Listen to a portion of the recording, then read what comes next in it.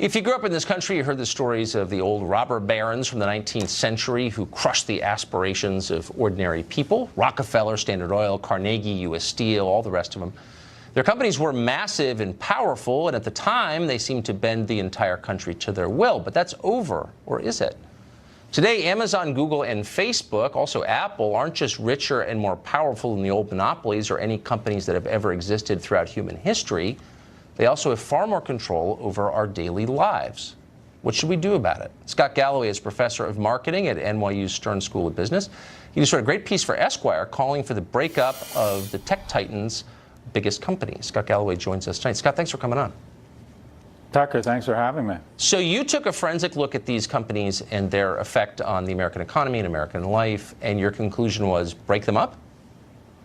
That's correct. Yeah, I think we're at a part of the economic cycle where the economy needs to be oxygenated again. I don't think they've done anything wrong, if you will.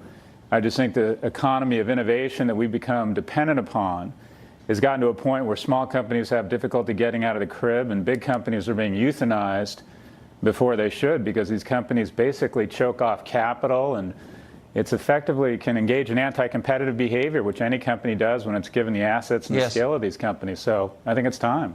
We've got a whole lot of laws against that, federal laws. But Google, for example, which has a chokehold on basically all human information, everything you could know is on Google, and they have in effect a monopoly on search.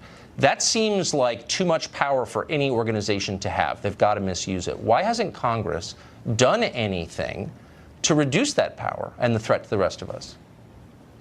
Well, that's the correct question. Google, 92% of a market that by dollar volume is bigger than the entire advertising market of any nation, and with the exception of the U.S., and it'll probably blow by the ad market of the U.S. just in 2 years.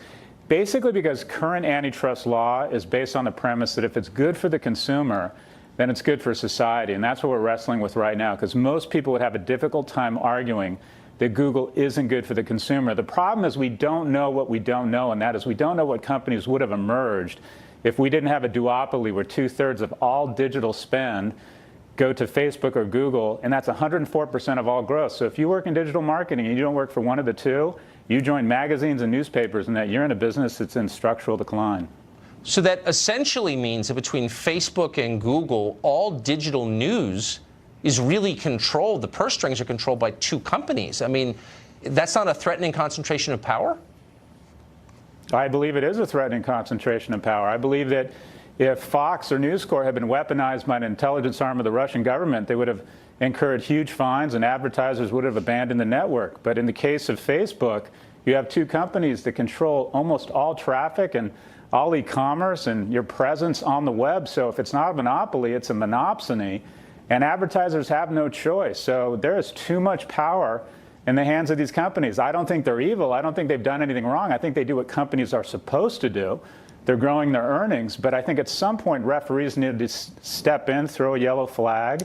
And I believe these companies would be better for the economy, broader tax base, more jobs, maybe fewer billionaires but more millionaires if there were 11 or 12 companies instead of the 4 we're discussing here today. Yeah. I don't think there's a serious conversation about that on Capitol Hill right now, but I hope you spark one. Scott, thank you for that. I appreciate that, Tucker. Thanks.